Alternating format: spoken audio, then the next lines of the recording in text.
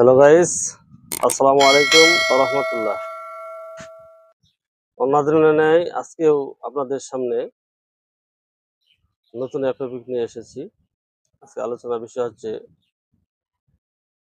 সামাজিক সম্প্রীতি। এই শিরোনামে সংক্ষিপ্ত তথ্যবহুল কিছু আলোচনা করার চেষ্টা করব। মানুষ সামাজিক প্রাণী। সমাজে বসবাস করার জন্য পারস্পরিক সহযোগিতা, সহনশীলতা ও সৌহার্দ্য প্রয়োজন। এসব গুণের সমন্বয়ে গড়ে ওঠে সামাজিক সম্প্রীতি। সামাজিক সম্প্রীতি এমন একটি অবস্থা যেখানে সমাজের বিভিন্ন শ্রেণী, ধর্ম, বর্ণ ও পেশার মানুষ শান্তিপূর্ণভাবে একসঙ্গে বসবাস করে।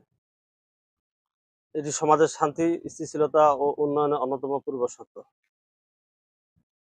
সামাজিক সম্প্রীতির গুরুত্ব। সামাজিক সম্প্রীতি একটি শান্তিপূর্ণ সমাজ গঠনে গুরুত্বপূর্ণ ভূমিকা রাখে। এটি পারস্পরিক শ্রদ্ধা ও সহানুভূতির মাধ্যমে ভ্রাতৃত্ববোধ সৃষ্টি করে। সামাজিক সম্প্রীতি বজায় থাকলে সমাজে হিংসা, হানাহানি ও বিভাজনের স্থান থাকে না।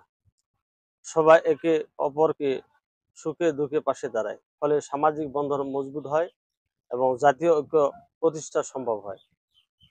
ধর্ম বর্ণ নির্বিশেষে সাম্প্রতিক প্রয়োজন। আমাদের সমাজ বহু ধর্ম, বর্ণ ও সংস্কৃতির মিশেলে গঠিত। এই বৈচিত্র্যের মাঝেই রয়েছে আমাদের ঐক্য ও গৌরব। প্রত্যেক ধর্মের শান্তি ও সহনশীলতার শিক্ষা দেয়। কাজেই ধর্মের অপব্যাখ্যা দিয়ে বিভেদ সৃষ্টি না করে সকলের মধ্যে সম্প্রীতির সেতুবন্ধ গড়ে তোলা আমাদের। সম্প্রীতি নষ্টের কারণ ও প্রতিকার। বিভিন্ন সময়ে কিছু স্বার্থন্বেষী গোষ্ঠী গুজব, বিদ্বেষমূলক প্রচার ও সহিংসতার মাধ্যমে সামাজিক সম্প্রীতি নষ্ট করে। এ থেকে মুক্তি থাকতে হলে শিক্ষা, সচেতনতা ও সহনশীলতা মনোভাব গড়ে তুলতে হবে। মিডিয়া, শিক্ষা প্রতিষ্ঠান ও সামাজিক নেতৃবৃন্দকে সম্প্রীতি বজায় রাখতে অগ্রণী ভূমিকা পালন করতে হবে।